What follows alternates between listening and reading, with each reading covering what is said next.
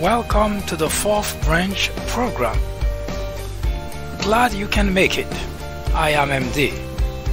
This program is dedicated exclusively for those with common sense, a spirit of patriotism, and a determination for a more perfect union. Stay tuned as we begin the discussion of a very important, interesting, and enlightening topic. Hope to hear from you soon. Happy listening.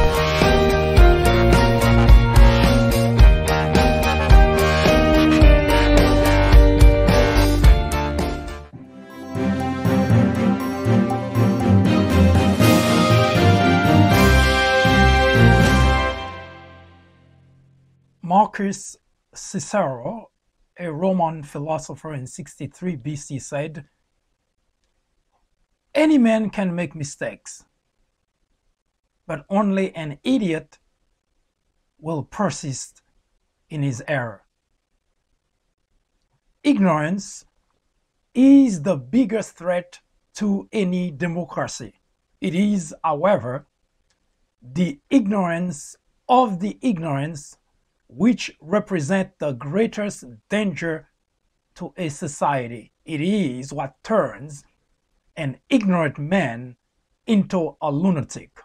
Thus lies the danger, the peril even of a man, a community, a state, a country, yes, even a society. John F. Kennedy, the 35th President of the United States, said, "Ignorance of one voter in a democracy impairs the security of us all." Indeed, it does. We've seen it, have we not? We've witnessed it. We are all living it, are we not? All men are born ignorant. Many have chosen to stay and live in ignorance. Only a few realize that the ignorance is indeed the root and stem of all evil, and have chosen to be ignorant no more. Hello everyone, I am MD and this is the Fourth Branch program. First, a warning. This program is not suitable for all audiences. I repeat, the content of this program is not for everyone. To find out if it's suitable to you, answer the following two questions. 1. Would you entrust your teenage daughter to a known rapist? Question 2. Would you have a known pedophile cared for your toddler? Once again, question 1. Would you entrust your teenage daughter to a known rapist? Question 2. Would you have a known pedophile cared for your toddler?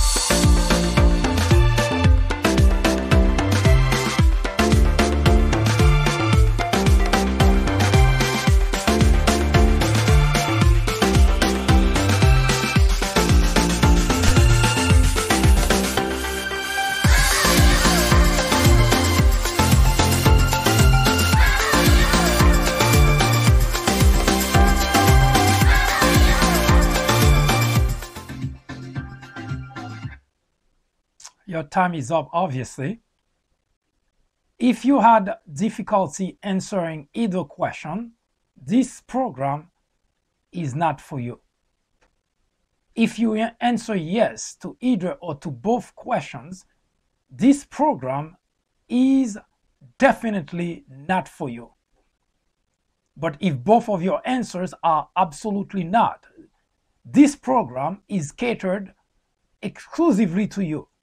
You should stick around. It is enlightening, educational, informative. Join me here on the fourth branch at 10:30 a.m. every Saturday.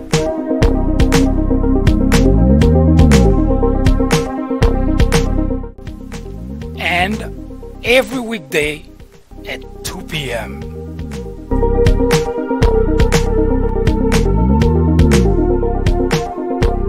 This is the fourth branch. Common sense in a world of chaos.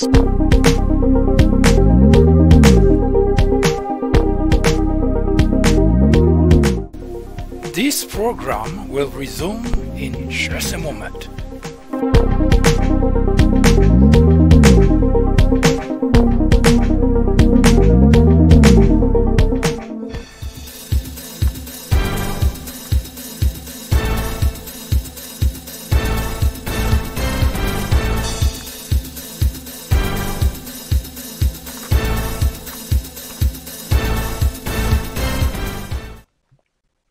Today we continue the discussions on the welfare for the rich. Today it's part 8, the last episode in the discussion in regards to the welfare program.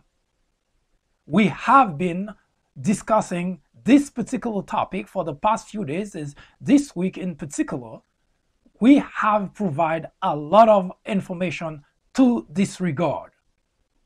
Today, we will wrap up the program by providing a little bit more information in order to dispel any myth in regard to the welfare program and to provide some suggestion as to how to strengthen the program to help those who are in real financial difficulties in the United States. The welfare program has suffered a lot of issues throughout many decades, mostly because of two major myths that have followed, that have been almost like a cloud over the program.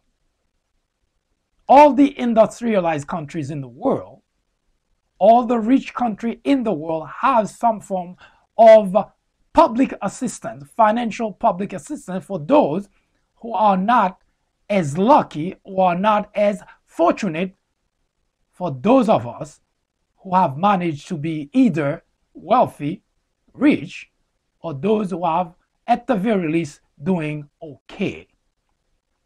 But there are people among us, to no fault of theirs, who have had difficulties, financial difficulties. But here in the United States, the program has suffered a lot of setbacks, not because the United States, the American, the constituent would not want the program, but because the legislators, the pundit, those who are actually in a position to have accurate information about the program, decide to smear the idea that the program is for those who are lazy, but here in the United States, put exclusively on the blacks. Thus lies the biggest problem for those who have had difficulty receiving public assistance or humiliated for seeking public assistance. Today, we will once again dispel the myth, the two major aspects of the myth, and also to show how these myths, mostly propagated by the likes of Fox, Bill O'Reilly, Rush Limbaugh, Sean Hannity and company, how indirectly they have affected more than 40,000 veterans in the United States. Yes, those individuals who have served the country, who have given their all for the country, are homeless, living on the street, scavenging for food on trash can, looking for food, just like dogs. And the very reason is because they rather be on the street than being humiliated by a system which is supposed to help them after they have given everything they had, including their own families, for the country. Stay tuned as we discuss those very details and expose the Republican legislators for being so callous, so indifferent towards those who actually need help, and at the same time are so expedient when it comes to giving to those who already have plenty. I'll be right back.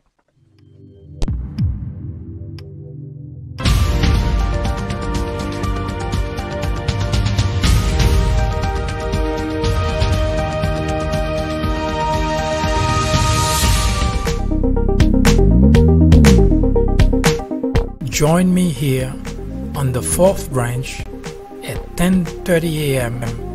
every Saturday.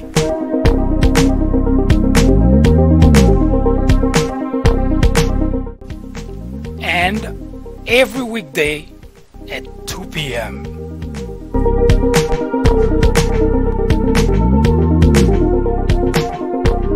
This is the Fourth Branch.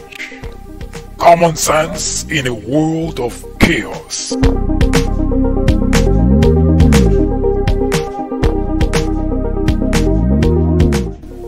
This program will resume in just a moment.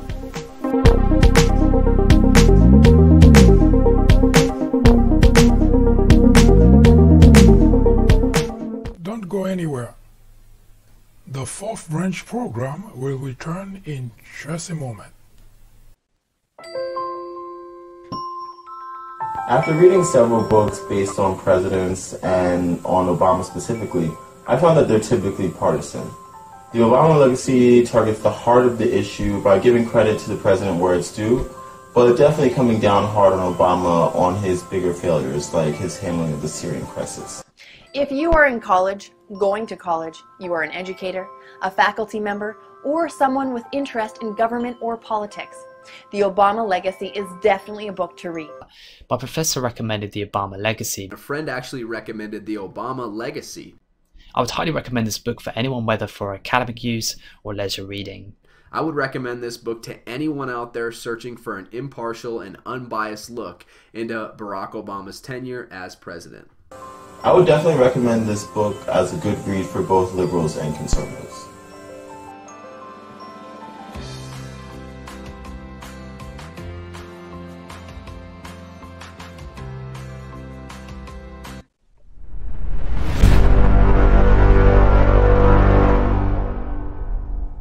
The 2018 midterm election is over. Democrats have been reveling in their victory. They call it a blue wave. Hardly. For the past 2 years, the country has gone through very tumultuous time. And the reason is very simple. The legislative branch, which has been exclusively in the hands of the Republicans, have done absolutely nothing to remedy the predicament the country is in.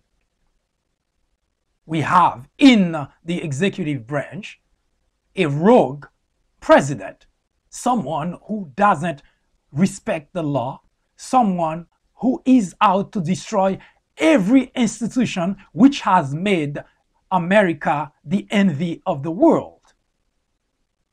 The legislative branch, equal branch of the government decided not just to do nothing, but to collude with the executive branch in order to destroy the United States as we know it.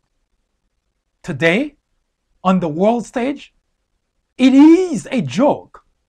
The United States no longer represents the leader that the world looked up to for guidance. And the reason is not difficult to see.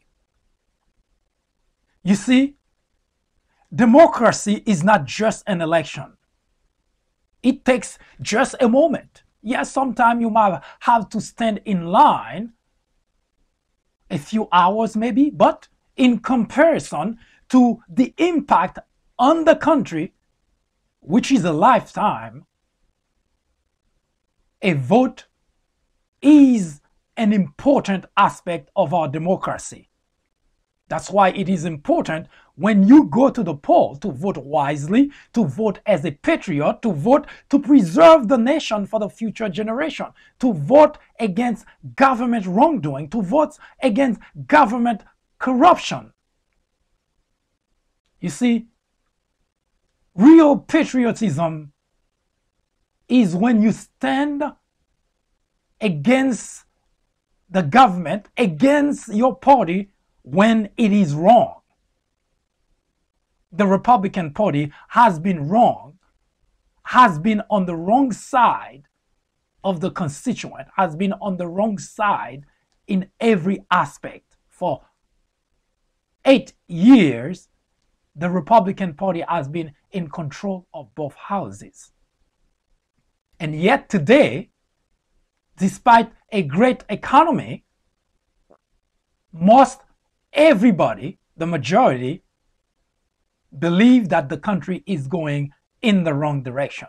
It is the first time that the economy does not represent the reason for which people, the majority, decide that the country is not going in the right direction. The midterm elections seem an opportunity to have all that change. The Democrats rejoice in victory because they have taken back the House. But it is hardly a victory for the country. More than 8 million individuals went to the poll and voted senators, Republican mayors, Republican governors, Republican congressmen back to the polls. One individual in particular come to mind, Devin Nunes, which represent the greatest shame for the House in Washington. And yet, he was re-elected to go back to represent a district in California. Now, why is that important? For a very long time, Republicans have not practiced politics. Politics is when you're able to outwit your opponent by using political maneuver. But for 8 years, we have seen, we have witnessed, we have experienced Republicans lying, smearing, and doing everything humanly possible not to advance the country, but to harm the country and to hurt the constituent. Hogwash, you might say. Example. In 2010, Republicans took over both houses, and their first act was to go after the Healthcare Act, aka Obamacare. Accepted, approved, wanted by the majority of the constituent in the country. Since when the job of the representative were to go against the people? But as far as the Republicans are concerned, it doesn't matter because, well, they do not work on behalf of the people. For 62 times, Republican legislators in Washington tried as best as possible to get rid of Obamacare. They have come up with all kinds of excuses. It's not good for the people. It's the death panel. It's going to kill jobs. In the end, they said, it is so bad, it's going to die on its own. Ironically, during the 2018 midterm, those same Republicans have come to tell you, the constituent, that we are going to do everything possible to keep key aspect of Obamacare. Now, if it were to be that bad, if it were to be all that they said it was, why in the world would they have changed their tune? The answer is rather simple. Republicans do not have any concern for the constituent.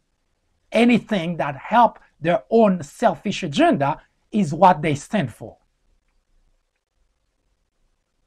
Fortunately, a majority of the people were able to see clearly through those selfish Republicans who were just selling something they simply do not want to abide by. But that's not the only example we have. The first act of the Republican in 2017, when Donald Trump took over the executive branch, was to pass a $1.5 trillion, what they call tax cut, which is indeed for the wealthy, but a tax bill for the rest of us, for we the people.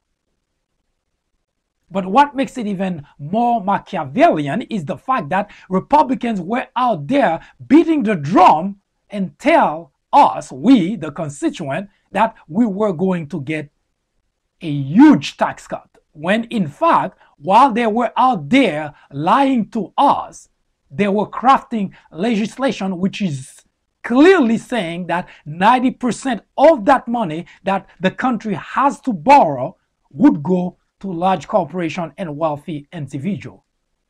Yes, when I say that Republicans have no concern for the constituent, this is not a speculation and this is not an assumption.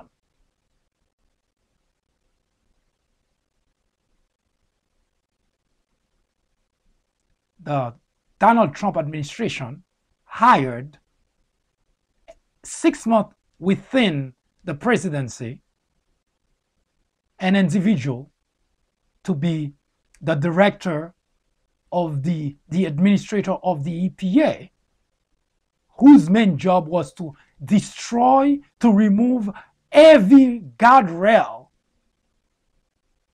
that would prevent corporations from destroying our habitat, the water that we drink, the air that we breathe, to prevent those corporations from polluting those basic necessities. Because as far as Republicans are concerned, we, the people, are not their concern. Again, this is not a speculation. This is not an assumption. There are examples, plenty of examples to prove that Republicans have for decades been working aggressively, consistently, systematically against the interests of the constituent. The question remains, why in the world those same constituents would continue to support individuals who work against their best interests? Today, we are faced with a situation which is worth talking about, which is worth mentioning, which is worth debating because it impacts our lives and the lives of many around us. The welfare program. A few weeks ago, Mitch McConnell, the Senate Majority Leader, went on Bloomberg and gave an interview in which he said in order to take care or to rein in the national debt, they have, the Republican that is, they have to cut Social Security, Medicare, Medicaid, and all forms of financial public assistance. Notice what Mitch McConnell proposed. Let's make the lives of those who rely on those benefits much more difficult, harder, but without blinking, without wavering, to give a $1.5 trillion tax cut to the wealthy individual. Yes, the Republican Party exclusively, single-handedly, the very first legislation that they passed was to borrow. We didn't have the money. The country didn't have it. They borrowed $1.5 trillion. 1.3 of that allocated to large corporation and wealthy individual.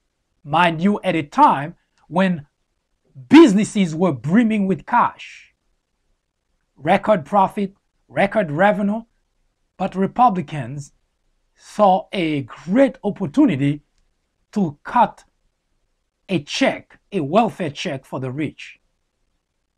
The solution to solve the national debt problem, to cut Social Security, Medicare, Medicaid, and all forms of public assistance to those who actually have a need for those benefits. The Medicare, the Social Security, they are not handout. We, the people, pay for it. If you look at your pay stub, there is a line item for Social Security. There is a line item for Medicare. Translation, you pay towards those programs. The government is not doing you a favor. They simply handing back to you when you retire, when you stop working, when you become old. They simply handing back to you what you put into the system. But for a reason that seems to be beyond logic, the Republican Party, the Republican members have for the longest been so much against the welfare of the people. And why in the world do they do that? Of course, they spin it out of control. They said that we are going to give a huge tax cut for the people. How do they explain that? By saying that, gee, you get a tax cut. And yes, some Republicans believe that's the case because they see a $40 or a $60 extra on their paycheck and they say, yoo-hoo, we got a tax cut. Unfortunately, this is what the Republicans are very good at. They are masters of deception. Now, for sake of conversation, let me explain to you who feel that you get great benefit because the Republican promised a tax cut and gave you a tax cut and you seen it in the form of a $40 or $60 extra on your paycheck. And you say, great, I don't care what they do, but at least I get a $60 on my paycheck. Let me explain to you what you get is not an extra amount of money. It is a debt. The $40 or the $60 that you see on your paycheck is not for you. It is because the Republican realized that they have to give something out of the money that they borrowed. Remember, I say borrow. When you borrow money, you have to return it. And when you borrow money, you have to return it with interest. So the Republican borrow $1.5 trillion, take 10% of that and distribute it across the board to the taxpayers. It's borrowed money, meaning it's not yours, you have to return it. That's number one. And what you get is only 10% of what was borrowed. But what you owe is 100% of the money.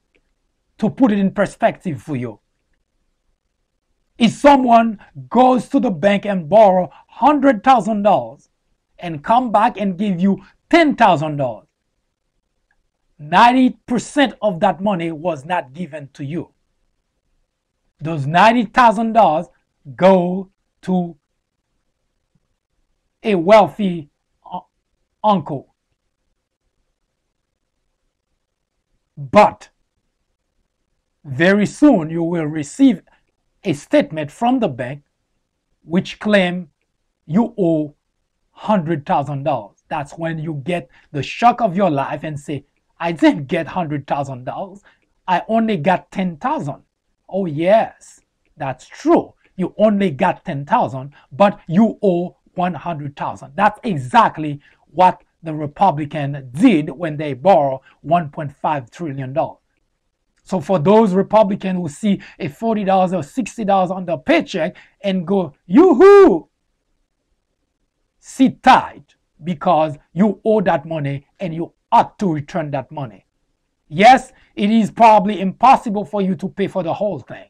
Your kids, your grandkids, your great-grandkids and beyond owe that money. So yes, the Republicans are masters of deception. So they deceive you. They say it's a tax cut for we the people. They took a $1.5 trillion. They borrow $1.5 trillion, added to the national debt, gave you 10% of that, but we the people owe the whole $1.5 trillion. That's the reason Mitch McConnell is so eager to cut Social Security, Medicare, Medicaid, and all forms of public assistance. See the problem? The Republican legislators have no problem whatsoever borrowing money to give to corporations which already have plenty, which did not ask for money, which are brimming with cash. But Republican legislators say, hey, those people, they do need welfare too, you know. So they cut a check of $1.3 trillion to the large corporation. And they hand us, we the people, a tax bill of $1.5 trillion. According to the CBO, that's a Congressional Budget Office, we already added to the national debt $1.8 trillion.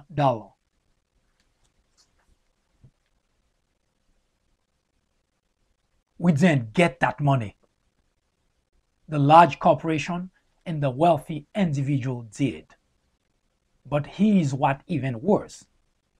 The legislation that the Republican crafted single-handedly, exclusively, no Democrats involved, it is clearly said in the legislation, those who receive most of the money do not have to pay a single penny back. Yes, you heard correctly. This is not an assumption. This is not a speculation. The legislation was crafted so that the very corporation and wealthy individual who receive most of the money do not have to pay a single penny back. You, who've been cheering, yoo-hoo, for the $40 or $60 you see on your paycheck, you are 100% responsible for the whole amount of money that was borrowed. Now, the reason it is important is because today we are talking about welfare. And Americans in general, Republican in particular, they have this resentment for the welfare program. But there are two major reasons for that.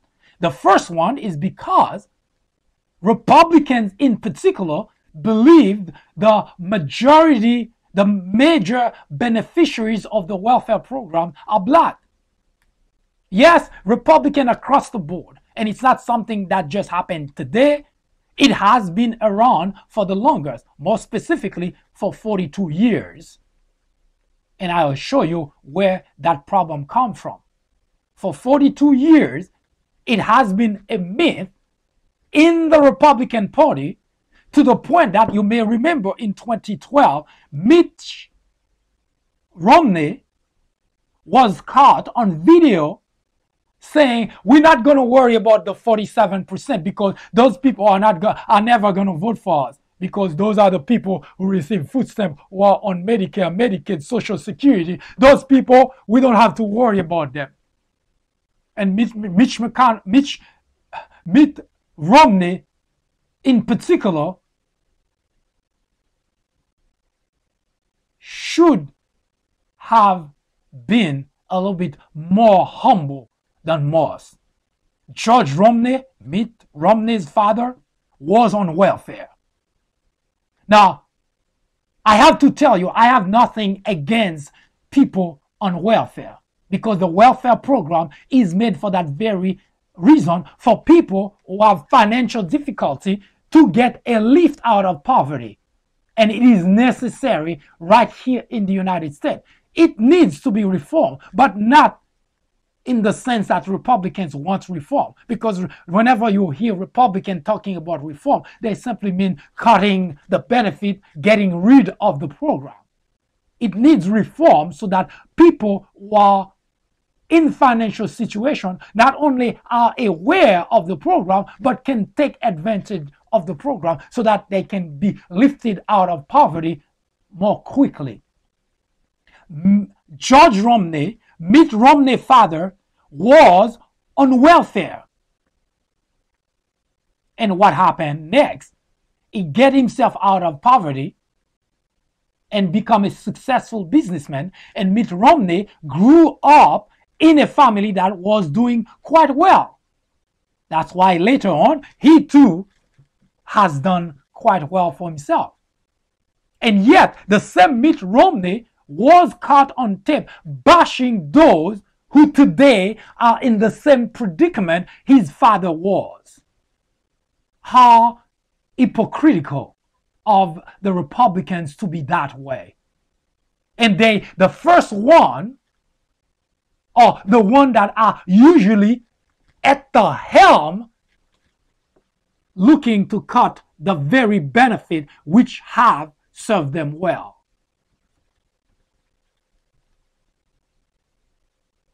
Barbara Bono was on welfare. Bruce Springsteen was on welfare. Ben Carson was on welfare. Peter Drake was on welfare. All those individuals that I just mentioned have actually done quite well for themselves later in life. They were lifted out of poverty.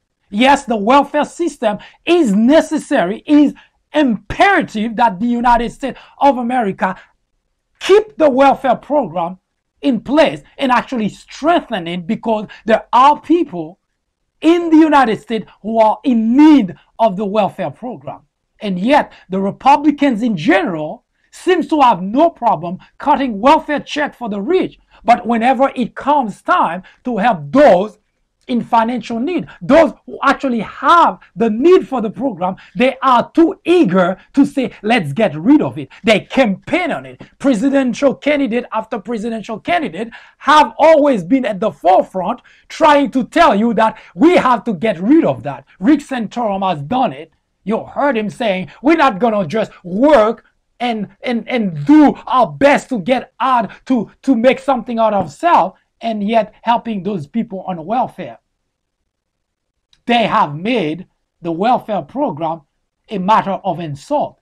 And the number one reason that you see Republicans jumping on that bandwagon is because they believe.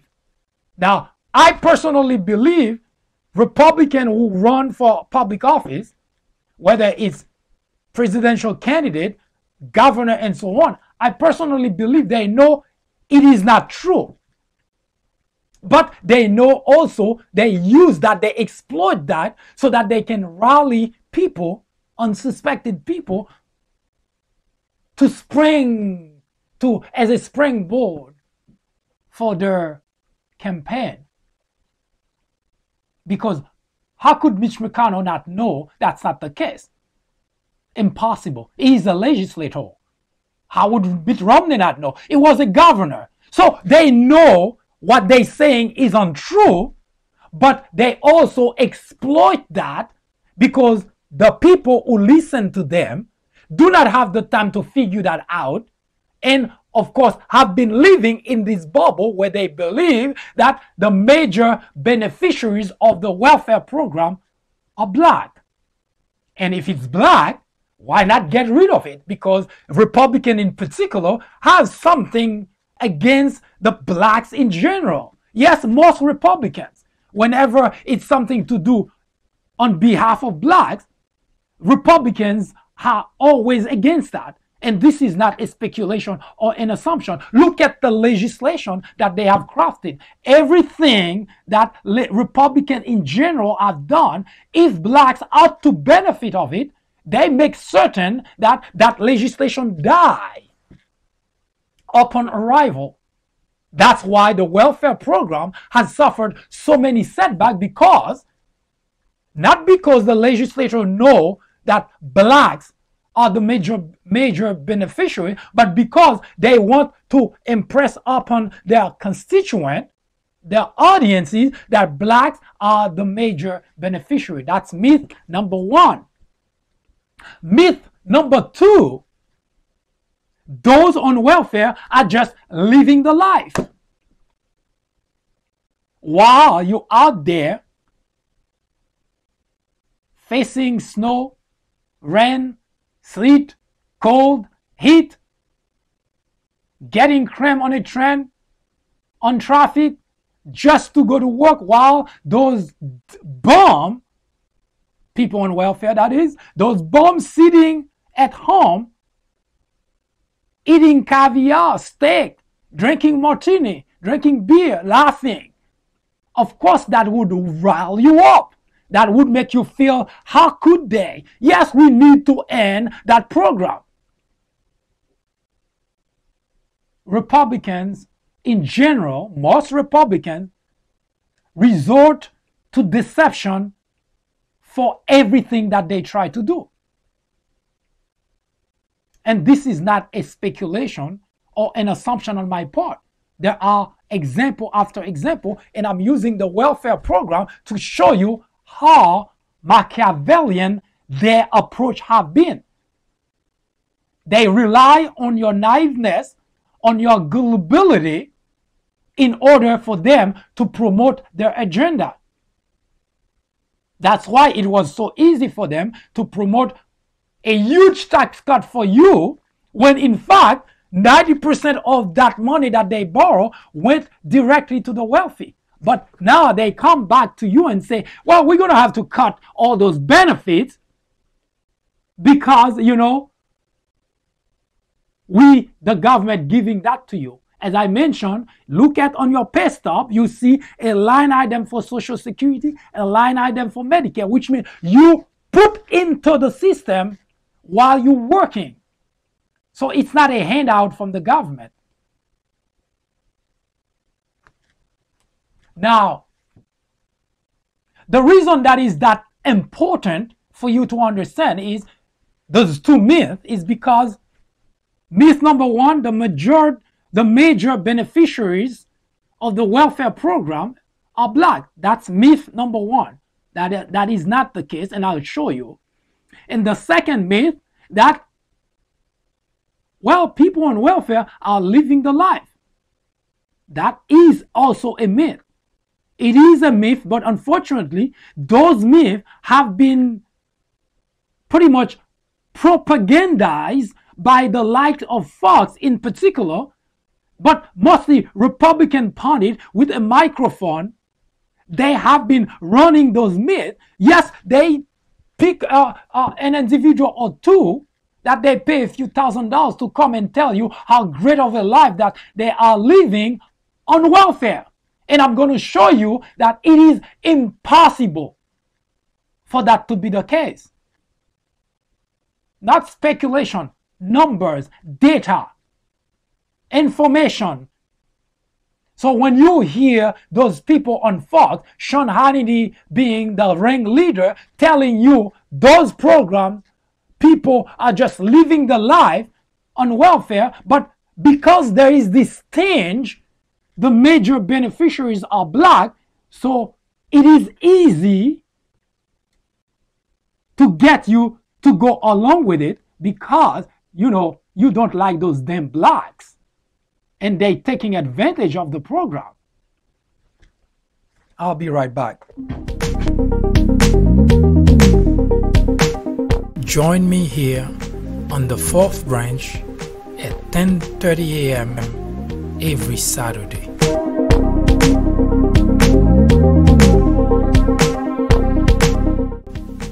And every weekday at 2 p.m.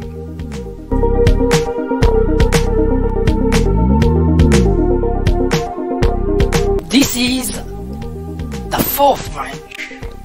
Common sense in a world of chaos.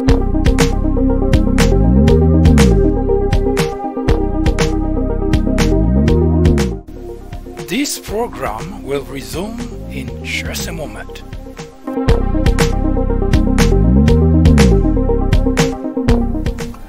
In 1996, a small network by the name of Fox News was launched with just 17 million viewers. Today, with over 100 million people watching regularly, Fox has become the greatest threat to our democracy, constantly bombarding the airwaves with false information, distortion of facts, and outright lies, presenting to its audience as news. Fox has created an army of blissful ignorance. According to a recent survey, 82% of Fox viewers are ignorant of facts and the truth. To keep millions of people in ignorance not only prevents democracy from flourishing, but it also clears the path to authoritarianism, to dictatorship. Martin Luther King Jr. said, "Nothing in all the world is more dangerous than sincere ignorance and conscientious stupidity."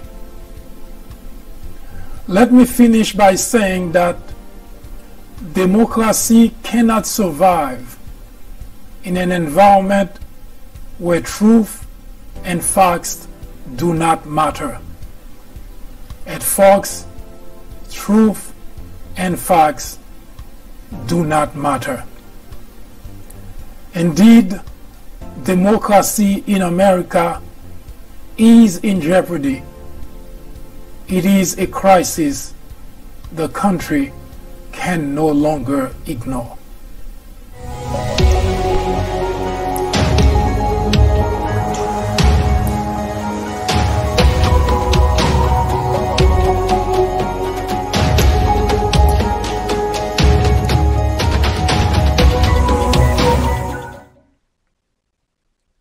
There are currently 40,000 veterans living on the street in the United States of America. 40,000 veterans, those who serve the United States of America, those who put their lives to defend the nation, to preserve the freedom that we have. When they come back, things are so bad for them that they end up on the street, scavenging for food in trash cans. According to some of them, the reason they choose to be on the street instead of looking for public assistance, financial assistance, is because of the humiliating aspect of walking into a welfare office looking for help. They rather be on the street.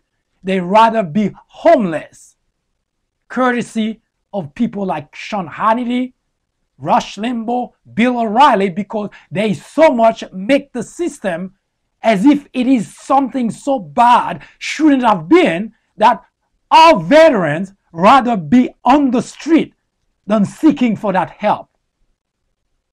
Think about the damage that those individuals who are sitting under law talking about something they know absolutely nothing about. Yes, the Republicans in general, those who are quote unquote Christian, those who seem to have great principles, who seem to have or who feel or think that they have virtues, principles, are the very individuals who are responsible for those type of behavior. Yes, those Christian conservatives are behind our veterans being on the street of America, homeless, avoiding to walk into a welfare office to seek for public assistance.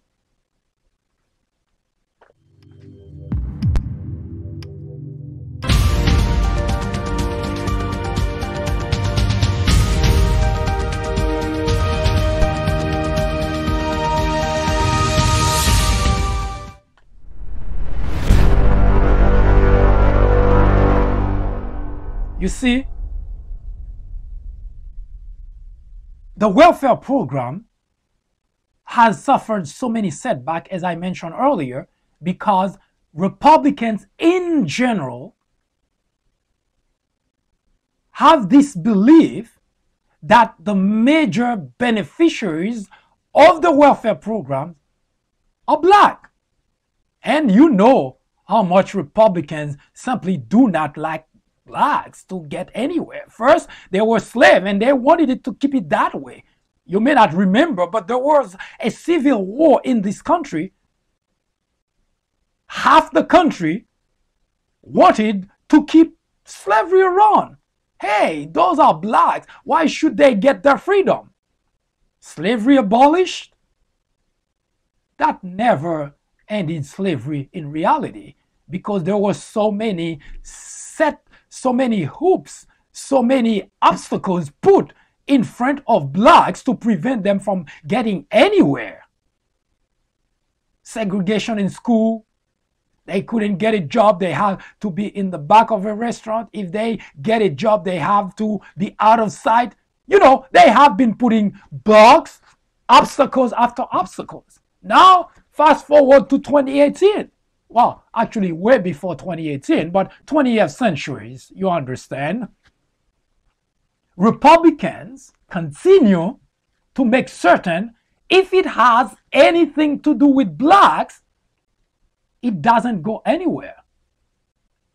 And even when they know that it has nothing to do with black, in order for them to succeed, they have to say, you know what? It's those damn blacks.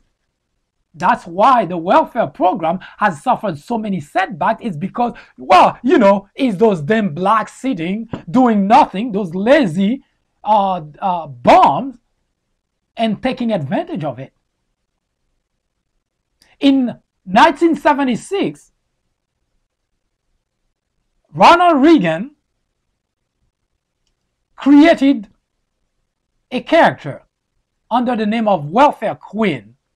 Now that welfare queen, and we've been looking for that queen for the longest, that welfare queen has 80 names, 30 addresses, 12 social security, is on Medicaid, collect food stamp, and get, listen to this, $150,000 in check, welfare check that is. The equivalent of that money today, $750,000. Now, why would you not want to be on welfare? Because if you're getting all that, oh, I forgot, she also drove a Cadillac, luxury car in that time period. Now, it sounds like a joke, right? But when Ronald Reagan went rally after rally after rally, and this is the character he was painting to his audience. The welfare queen. And the reason he was painting, oh, I forgot one very important part of the story. That welfare queen lives in Chicago. Now, that is a very important piece of information. Chicago, overwhelmingly black. Welfare queen, don't have to say he was talking about a black individual. He didn't have to. He was too smart for that. So a welfare queen living in Chicago doing all that, you can put two and two together. Of course, whites, mostly the people were behind his bandwagon, put two and two together, and they understand who the welfare queen was. That black sitting at home doing nothing and just living the life.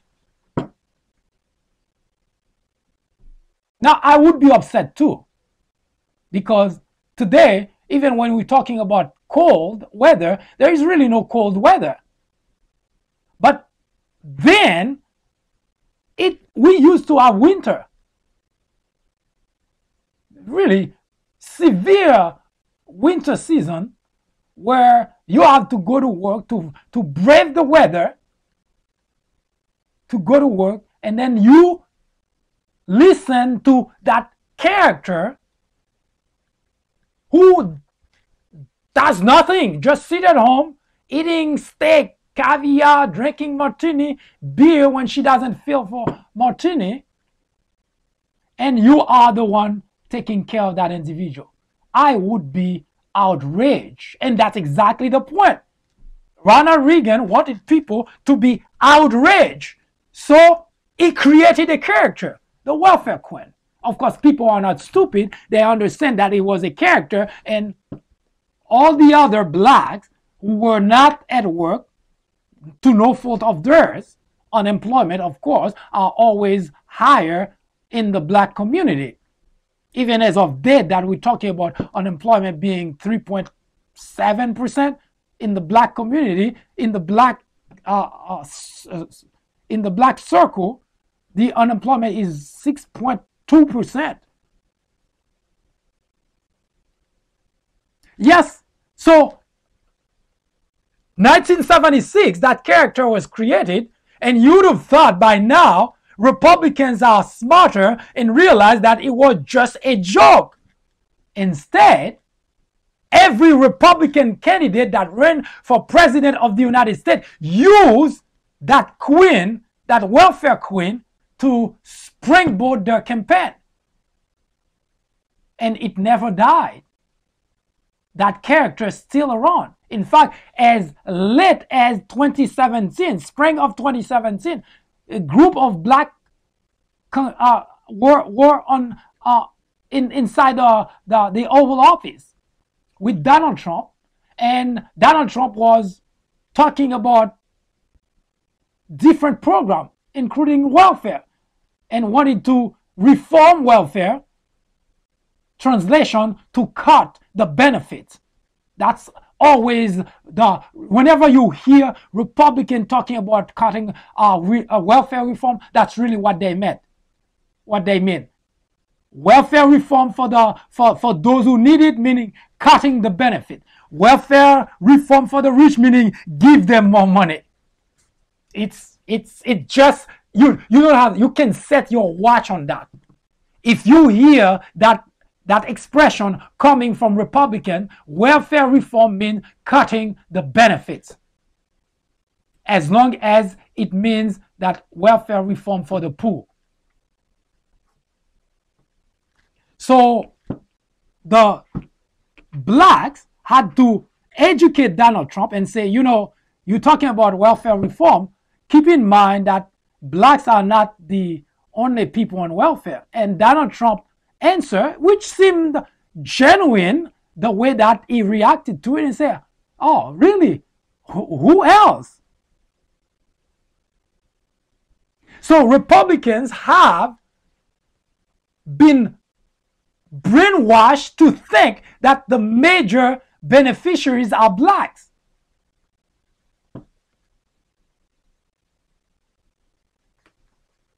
Now, the news for you is that's not the case. Now, I said that before and I'll say it again. I personally believe that the welfare program need to exist. The benefit do not need to be cut. In fact, needs to improve so that people can get out, be lifted out of poverty a little bit faster, contrary to what Republican wants to do. But I want to make certain that you understand that blacks are not the majority of the beneficiaries of the welfare program.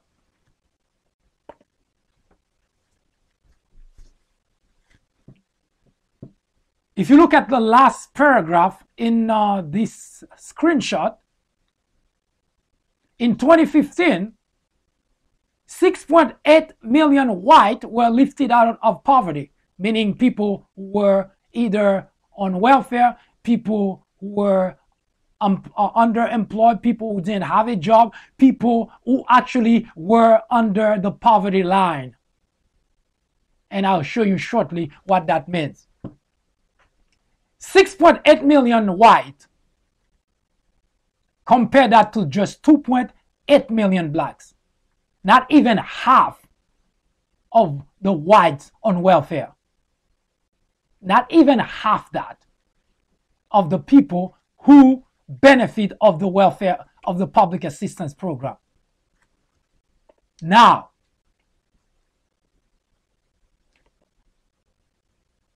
here is shortly what the Department of Health and Human Services, how they define people who are eligible for public assistance. What you're looking at is for 2018. Every year, the Health and Human Services put out a table that give the welfare program a guideline so that they can decide who can take advantage of the welfare program.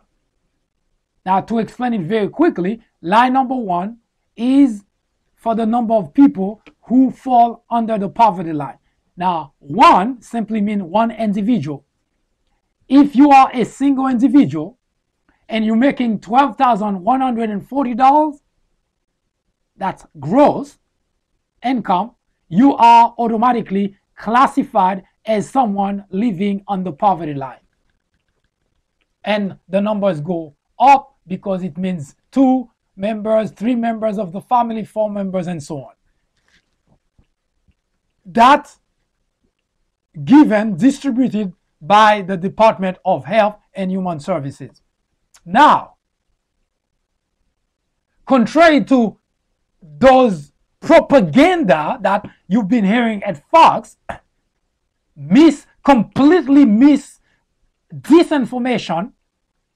You cannot walk into a welfare office and say, I'm applying for welfare. You have to be qualified, eligible, so to speak. In order for you to be eligible, you have to fall under those criteria I just showed you. And how would the welfare office know that? Oh, that's easy. You have Social Security. They take your Social Security, your name, all your pedigree, and they feed it into their system, which is connected with IRS. So if you make more, you cannot lie about that because they can easily pull that information. So as far as eligibility, when you hear those ignorant people at Fox telling you that people are living the life and just go on welfare, there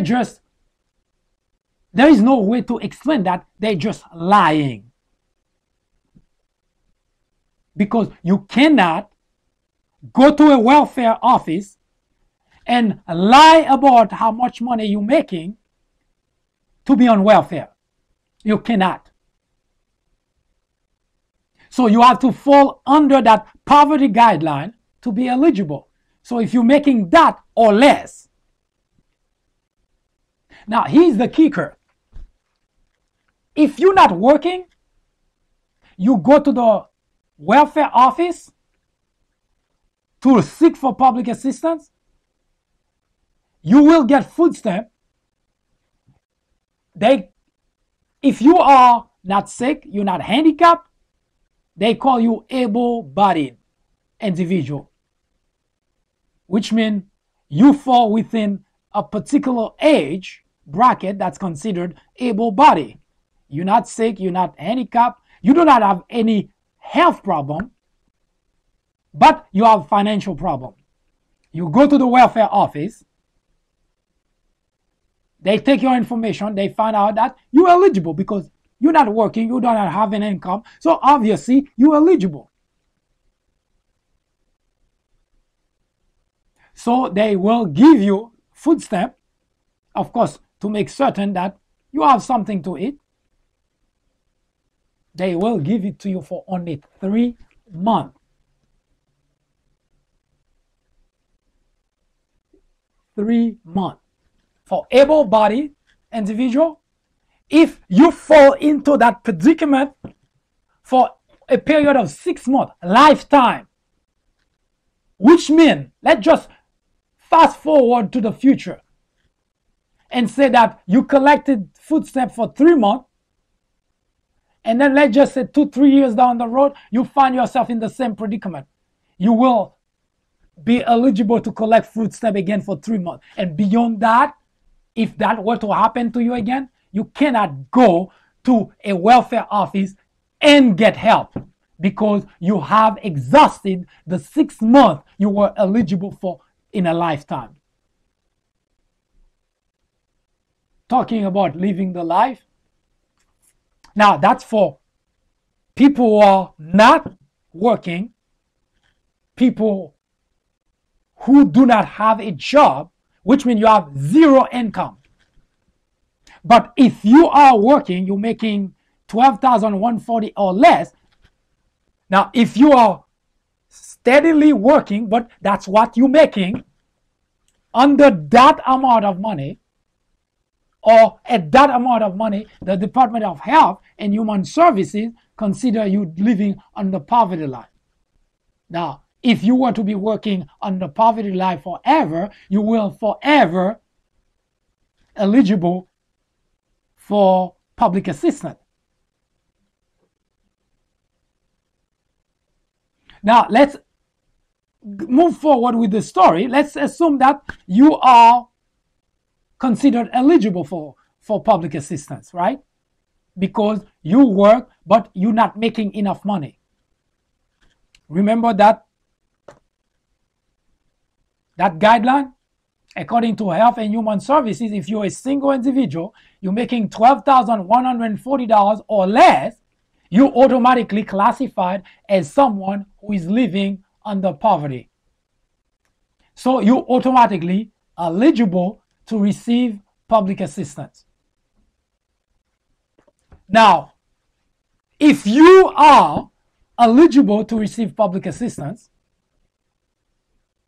you will receive it in the form of food stamp. You will receive it in the form of Medicaid, healthcare.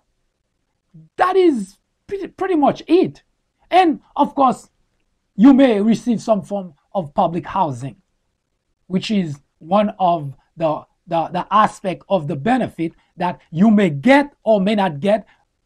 It doesn't come all the time. And you're not guaranteed either that you will. But those are the benefits you will receive.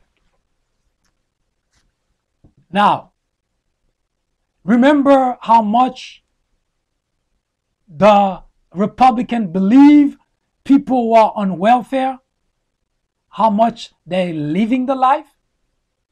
Remember that? Well, let me show you the kind of life those people are living. Maybe you too will envy them and would want to be on welfare as well, because, gee, I cannot believe that those people are getting so much and we have to worry about going to work when we could have just be at home, also enjoy that kind of life. Unbelievable.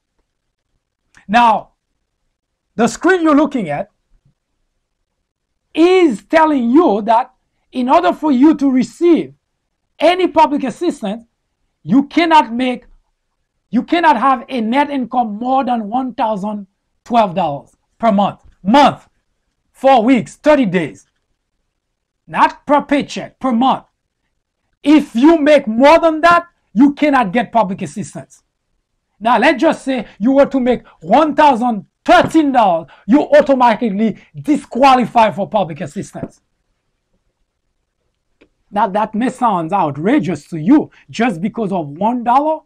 Yes, just because of that $1 extra that you would make, you would not get public assistance.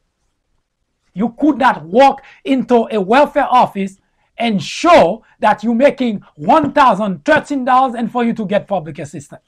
Now, it's not the individual that's taking your information. That's not that individual's fault. It's the way the system is automatically calculated. It's a machine that's taking care of that. It's a computer that's taking care of that. So the individual simply take your information, feed it into the machine, and the machine come back and say, you're eligible or you're not eligible. So you make $1 extra per month, $1,012. That's what you ought to make in order to be qualified for public assistance. 1 month. Now that amount of money, I can tell you, in New York, you cannot even rent a room with that money. That's what you ought to make in order to get public assistance. And contrary to what you've been hearing from your good friends at Fox, this is what you will get in cash if you're receiving public assistance. In other words, if you are a single individual, you are eligible for public assistance. That means you meet the criteria. You will receive $192 for the month. That's it. There is no way around it. It's a system that calculates it, and that's a system that sends you the check. Now, today they don't send you a check. They put it on an EBT card, electronic benefits. So the government doesn't send you a check anymore, doesn't send you food stamp anymore. They just put it on your EBT card. $192 for the month. And if you wonder why people on welfare so much want to stay on welfare, because they're living the life, here it is. Their life couldn't be any better. Why wouldn't you want to be on welfare? Because it's so great. First, you're making just $1,000 a month, and what you receive is $192, and you say, gee, I just want to stay on welfare because it's so great. So when you listen to those ignorant at Fox and all those other pundits, Republican pundits that are telling you that people on welfare, they want to stay on welfare because things are so great, they are simply lying. They just don't know what they're talking about. Those information are readily available. If you go to the Department to Health and Human Services website, you go to the Department of Agriculture, which, by the way, are responsible managing the sending out the money for food stamp, for the cash. That's where the money is coming from. Those information are readily available for you. So those ignorant at Fox, Sean Hannity, Lauren Graham, Tucker Carlson, Fox and Friends, and a bunch of others that are talking to you about welfare and making you believe that those damn blacks sitting on welfare and don't want to get their butt off the couch to go to work, they're living the life. That's why. That's what they're getting.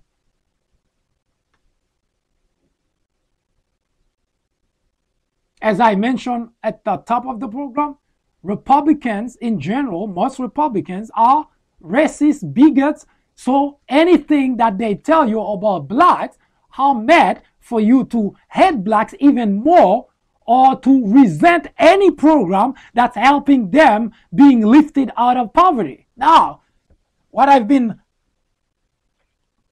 promising for the longest to show you the numbers in terms of what whites in general, who are the major beneficiaries of the program, what they've been receiving.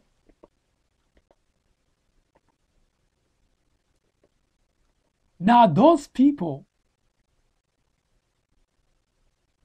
they need the help, black or white, because they are in a predicament which require that someone lend a hand to them. Now, Republicans in general, the legislators, they don't have any problem whatsoever, not just lending a hand to the wealthy. They actually borrow money, which means they go, think about it for a moment.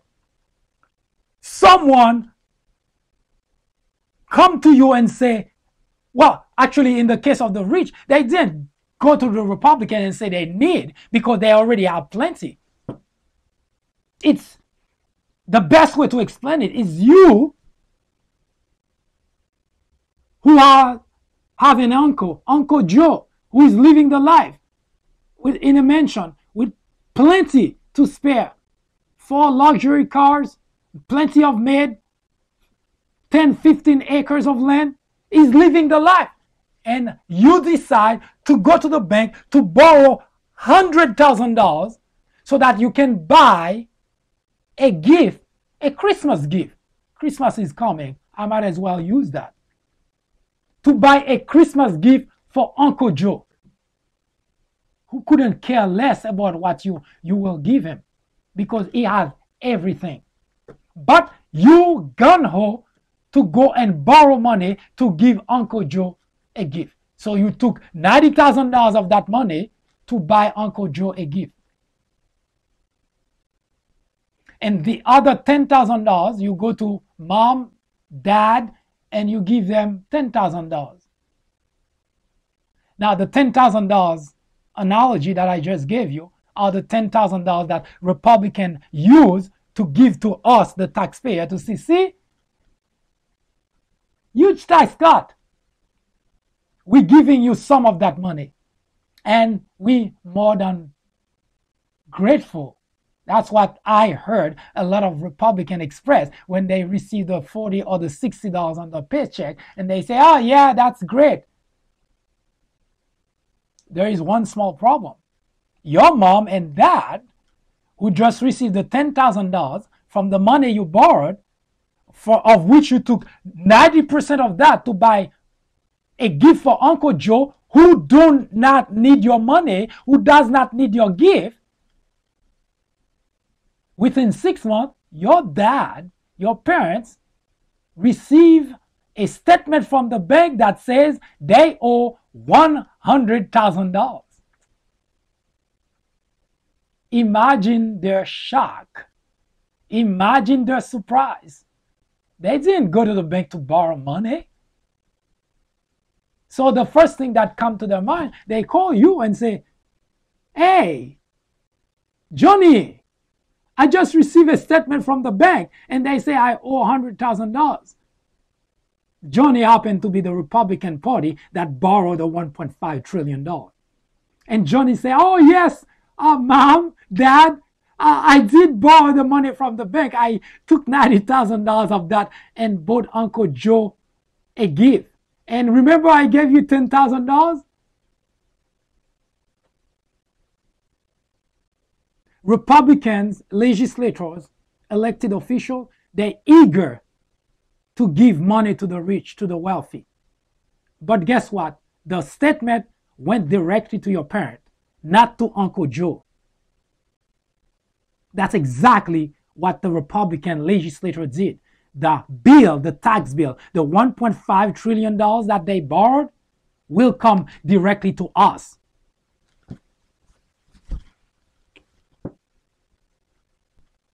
Now,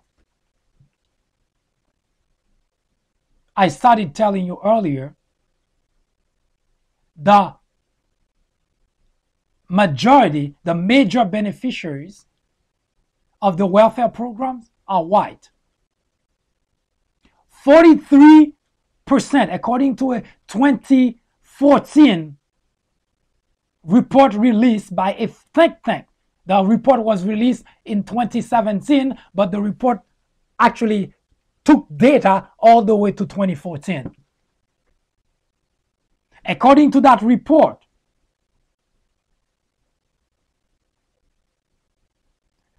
70 million people were on Medicaid.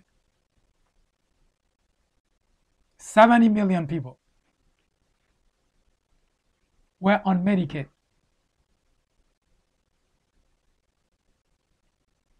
If you want to guess, well, let me not let you guess. 43% white, 43%.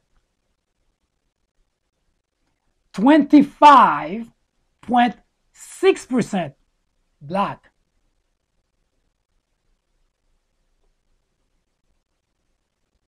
(2016) SNAP report. SNAP is the new name for food stamp. They don't call it food stamp anymore. They call it SNAP for supplemental nutrition, something that has to do with food. Supplemental nutrition something.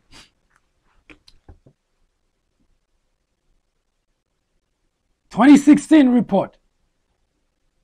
43% of the people on food stamp white.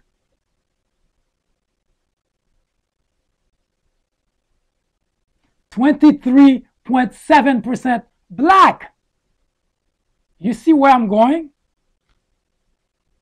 I showed you earlier in a report that out of the people lifting out of poverty, 6.8 million white, 2.8 million blacks. No matter which number you look of people receiving public assistance, blacks are not the majority. Blacks are not the major beneficiaries. Take any number you want. Whites are.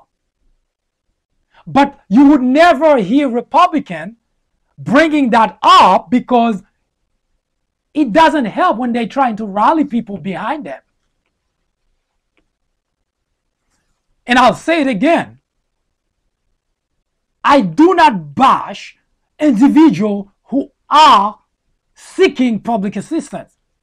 I'm not bashing those individuals because no one would want to be on welfare. As I just showed you, they're not receiving anything that would be an incentive to keep them there. And one piece of information I forgot to mention. While you're on welfare, you have to look for a job. If you don't have a job, you have to look for a job. You cannot be on welfare and just say, hey, I'm just going to sit there and do nothing. That's a requirement.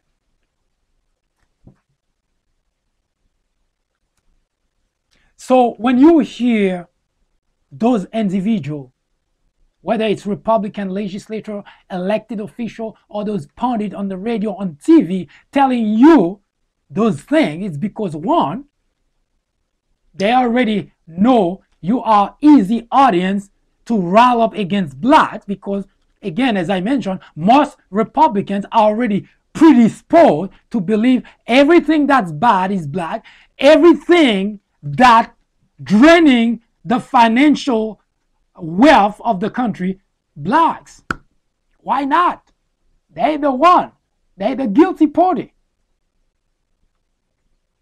And we know that's the case. Do you realize that whenever something happened, just the other day, a black individual, security guard, was defending a club, a few white people came and they were shooting, and the black individual managed to subdue one of those shooters. When the police showed up, guess who they kill? Who did they shoot? The black individual. Yes, Republicans are already predisposed to hate blacks. Everything that's bad is black. So Republican elected official, anyone that wants to run for public office, they use black as their springboard. And it's not something that's been happening today. It has been happening. Ronald Reagan used blacks to springboard his campaign. Things that have happened, everyone has stepped on the back of blacks, whether it's black individual, black group, they have stepped onto blacks' shoulder to get to the level where they want to go to, and they want to keep it that way. That's why the welfare queen still exists. The welfare queen is as real as Bigfoot, and yet Republican legislators, elected officials, governors, mayors, senators, congressmen, everyone in the Republican Party running for public office, they have to step on the back of blacks in order to get to where they're going. They know, because they are legislators, they know that it's not true that blacks are major beneficiaries of the welfare program. They know that. They have to. They have the numbers. They can see the numbers. But they're not going to say it because it doesn't help them. So they have to tell you blacks are the major beneficiaries so that they can round up our fan. Because, hey, black, white, in general, Republican in general, they already hate black. So if you tell them that black are taking advantage of welfare, then gee, you already have a base. It has been the state of affairs in the United States of America for at least 42 years. Ronald Reagan was the pioneer. He created the welfare queen, and since then, we've been having that. And Republicans would not move away from that because this is their bread and butter in politics, to tell you anything that's bad about black.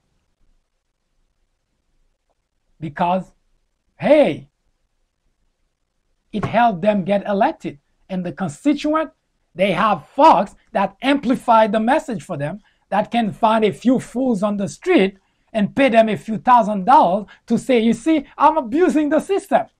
As I mentioned before, I'm very certain that there are a few people who manage, despite this very rigid way of the program, they still manage to outwit the system. You cannot eliminate a problem altogether. There is no way to do that. This is human after all. But the Republican folks is at the center of that, because they're the one that actually put that message and propagandize it to make it, because they have a large audience. So this myth that first, blacks are the major beneficiaries, and second, that people on welfare are living the life, they propagandize that, and they find an audience of gullible and naive people who just simply like hearing those things and get more upset every day. One, the major beneficiaries of public assistance are white. No matter which way you look, no matter what you take as your gauge, they are white. Second, they are not living the life. Because what is given to those individuals seeking for public assistance to be lifted out of poverty is actually humiliating. And that brings me to the third reason that people on welfare do not wish to stay on welfare. It is a humiliating experience for anyone. They do not wish to stay on welfare. In fact, people on welfare do not want anybody to know they are on welfare because it is a humiliating experience. So they want to get out of that program as quickly as possible.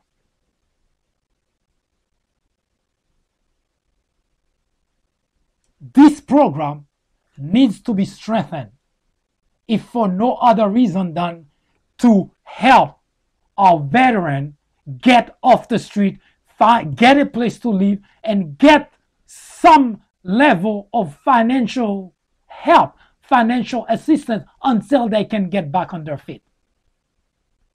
If for no other reason. Because I didn't hear any Republican complain about taking $1.5 trillion and give it to the wealthy individual. I didn't hear any Republican complain about that. But they're too eager to complain about those who actually need and require public assistance. Now, let me show you a chart. You see this chart? Wealthy country in the world. Canada, France, Japan, UK, US. Look closely at the chart. You see the country that's doing the least for people who have financial difficulties is the United States of America, the wealthiest country in the world. The country that's doing the least for the people who are in financial difficulties is the United States of America. And what even worse, the individual, sometimes their parents, like in the case of Mitt Romney, who took advantage of the welfare program, are today the very individual that are eager to cut and get rid of the program which has helped them be where they're at today.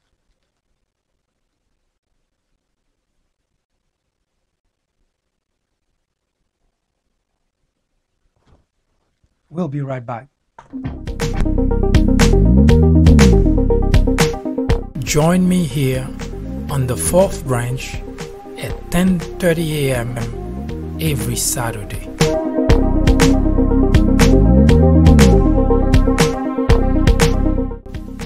And every weekday at 2 p.m.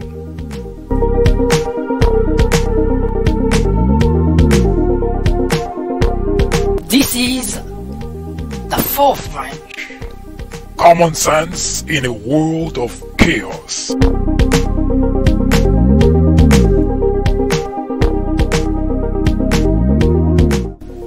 This program will resume in just a moment.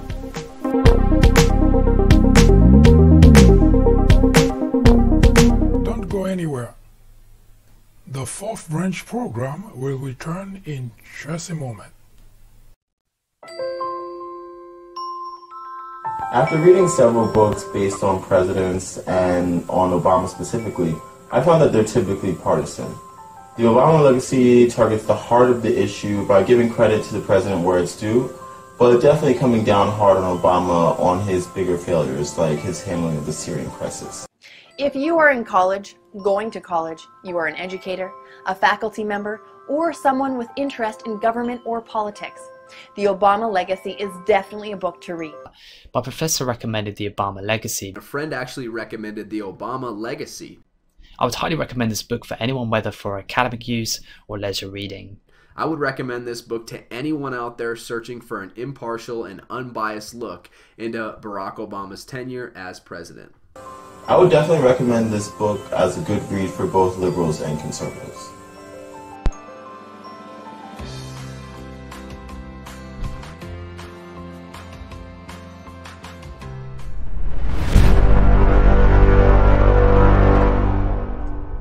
I thank you for spending the time with me. I invite you to be here with me again on Monday, where we will continue our discussion on the Obama Legacy. Until then, have a great day. I invite you to be here with me again on Monday, when we will take a look at another very important issue, the Environmental Protection Agency, in which we will discuss and show you how, under the Trump administration, our air and our water have been polluted. All guardrails have been removed, giving the industries, chemical industries that used to dump their chemical into our rivers, used to pollute our air, now they have no fear because they will not incur any penalty, courtesy of the Donald Trump administration. We need to hold our administration accountable for our habitat. There is only one, Earth. That's the only place we have. If it's destroyed by the very people who are supposed to protect it, where exactly will we be? And we will show you what will happen to the future generation if we, the people, do not step in to make certain that our government does what it's supposed to do to protect us, not to harm or to hurt us. Thank you for watching. I hope to see you again next time.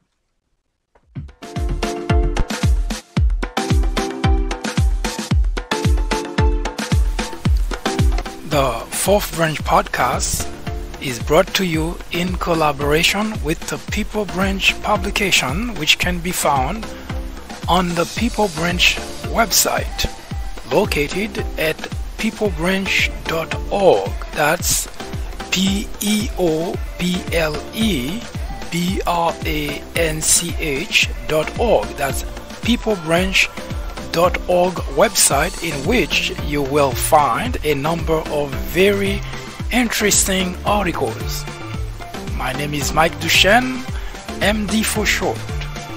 I hope you have a great afternoon or a great evening, whichever it happens to be.